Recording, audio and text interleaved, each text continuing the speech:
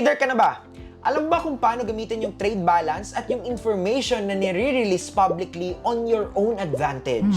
Well, let's talk about interpreting trade balance. So, it's all about import and export. So, trade balance, nagkakaroon po ng trade surplus kapag yung export ay na-exceed yung import. Ibig sabihin ng export, eto yung tayo yung nagpapalabas ng goods and services. Kapag import, tayo naman yung kumukuha, papasok sa bansa natin ng goods and services.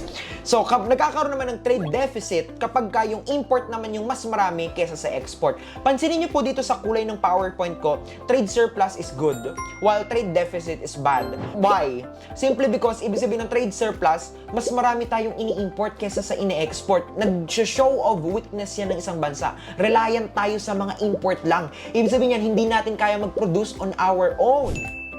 So, bakit nga ba siya nagmamatter? Because it reflects the overall economic strength and competitiveness of a country. Kasi kapag mas marami kang ini-export kesa sa ini-import, ibig sabihin, stable country ka, marami kang kayang ipundar na goods, services, mga produkto, and then currency demand.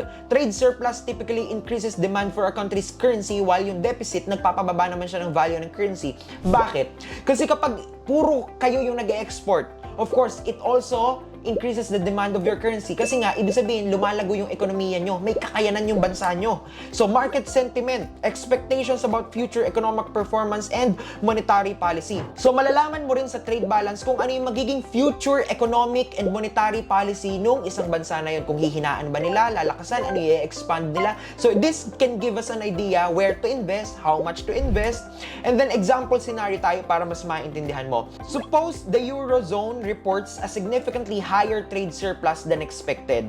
So ngayon, merong forecasted na data na si Eurozone daw ay tataas yung trade balance. Pero nung lumabas yung actual data, mas mataas pa siya dun sa forecast. Ano ngayon ang mangyayari? Ito po, yung impact niya ngayon, yung euro po may appreciate or mas tataas yung value niya against the US dollar as investors perceive the Eurozone to be stronger in terms of economy. Okay? Ibig sabihin po kasi, mas lumalakas yung euro ngayon. So, through the help of trade balance, it can give you an idea, lumalakas si euro, so dito ako mag-i-invest.